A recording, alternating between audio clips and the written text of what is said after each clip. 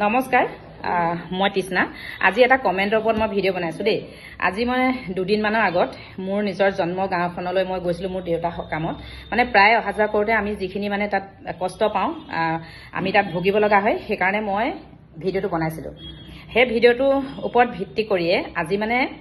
Comment এটা দিছে মোক এজন মানুহে নামটো হৈছে তপন চেতিয়া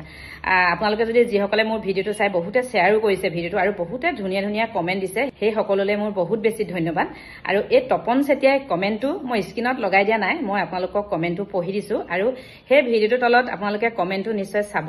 তেতিয়া আপোনালোকে ক'ব আমি কিমান কষ্ট কৰি সেইখন গাঁৱলৈ যাওঁ আৰু সেইখন গাঁৱৰ সহজ সৰল দুখীয়া মানুহখিনিয়ে কিমান কষ্টৰে সেইখন গাঁৱলৈ খোজ কাঢ়ে এখন বেটেৰী ৰিক্সা যাব নোৱাৰে নিজৰ ঘৰত গাড়ী থাকিলেও তাত গাড়ীখন বাৰিষা দিনত নিব নোৱাৰে বাৰিষা নহয় খৰালি দিনতো তাত মানে গাড়ী মটৰ সোমাবলৈ বহুত অসুবিধা হয় কমেন্টটো মই পঢ়ি দিছো আপোনালোকে তাত এটা সুন্দৰ মন্তব্য মোক দিব যদি মোক আপোনালোকে ভাল পায় আৰু আমি যিহেতু ভুক্তভোগী সেইকাৰণে আমি তাত ভিডিঅ' বনোৱাটো উচিত বুলি মই ভাবো যিহেতু সেইখন মোৰ জন্মগাঁও আৰু মই সৰুৰে পৰা আমি তাত বহুত কষ্ট কৰি স্কুল পঢ়ি অহা যোৱা কৰি আহিছো যেহেতু মোৰ মা ঘৰ তাত মই যাবই লাগিব কমেন্টটো পঢ়ি দিছো আপোনালোকে শুনক বাইদেউ কংগ্ৰেছ আহিলে এই ৰাস্তাটো টাইলছ লগোৱা হ'ব আৰু কিছুমান ৰাস্তা আছে আপুনি গৈ ভিডিঅ' বনাই দিব মনত থাকিবলৈ আপোনাক খুচৰি থকা কংগ্ৰেছ দলৰ প্ৰভাৰী বুলি লিখিছে যে কি প্ৰভাৰী দায়িত্ব অৰ্পণ কৰা হৈছে বাইদেউ 100% কোনে 5 বছৰত কৰিব পাৰে জ্ঞানৰ ভঁৰাল মেলি দিয়ক মিয়া আগ্ৰাসন প্ৰতিৰোধ কৰিবলৈ সহযোগ কৰক জাতি বাচিবলৈ আমি সাধাৰণ ভোটাৰ নিৰপেক্ষতাত অৱলম্বন কৰো কোনো ৰাজনৈতিক দলৰ মুখপাত্ৰ হিচাপে কাম নকৰো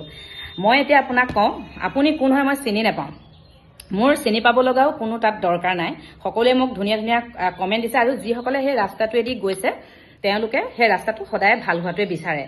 আৰু এতিয়া আপোনাক মই ক'ব বিচাৰো মই কোনো ৰাজনৈতিক দলৰ মানুহ নহয় মই ৰাজনৈতিক বেয়াও পাওঁ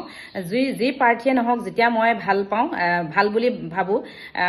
ৰাইজৰ হকে কাম কৰিব পাৰে তেওঁকে মই নাগৰিক হিচাপে ভোটটো দিম বুলি ভাবো আৰু দি আহিছো আৰু আপুনি যিখিনি কথা ক'লে আপুনি কি সেই ৰাস্তাটোৰ বিষয়ে কি জানে মই যেতিয়া ভিডিঅ'টো দিছো আপোনালোকক কিয় কোনো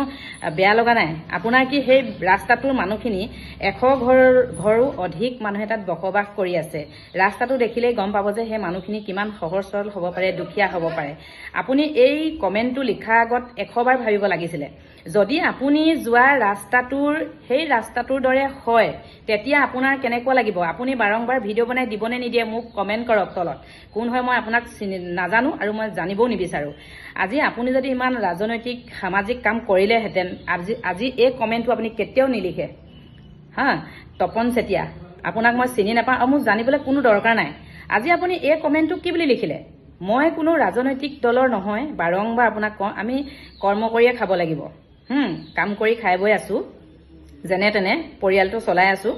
সেইকাৰণে মই আপোনাক ক'ব বিচাৰিছো আপুনি কোন মুখপাত্ৰ হয় নহয় মই নাজানো আপুনি মুখপাত্ৰ বুলি মই নকওঁ আপুনি মুখপাত্ৰ এজন ভাৰতীয় নাগৰিক কাৰণ সেই ৰাস্তাটো যেতিয়া আপুনি দেখিছে আপুনি মোক সাপোৰ্ট কৰিব লাগিছিলে এটা ধুনীয়া কমেন্ট দিব লাগিছিলে মই কোনো মিয়া কোনো জাতিৰ লগত মোক কোনো কথা নাই মোৰ সেইবিলাক দৰকাৰো নাই সেইবিলাক চিন্তা কৰিবলৈ আমাৰ ডাঙৰ ডাঙৰ নেতাবিলাক আছে সেইকাৰণে আমি তেনেকুৱা কোনো ধৰণৰ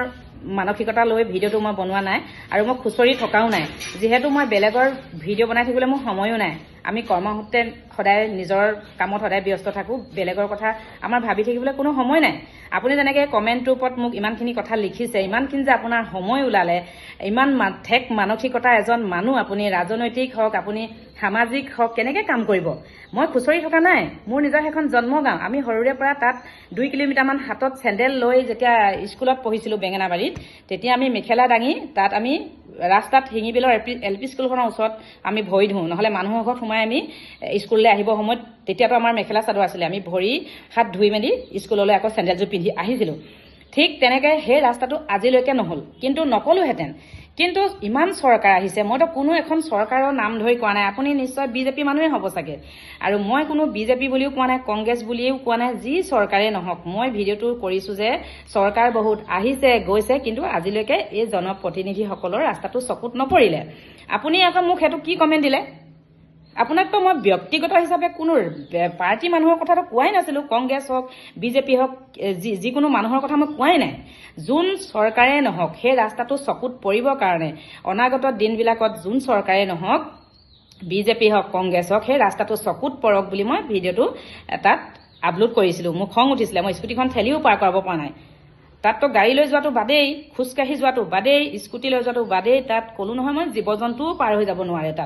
তাত কিমান ৰাস্তাটো বেয়া। তাত এটা পুল নাই, গাড়ী এখন যদি ইফালে কাটিলে ইফালে নদীত সোমাব। তাত নদী এখন আছে আৰু পুলটো মানে বাৰে বাৰে বনাই, পুলটো ঠেক পানীয়ে উটুৱাই লৈ যায়। তেতিয়াহ'লে আপুনি কি মানসিকতাত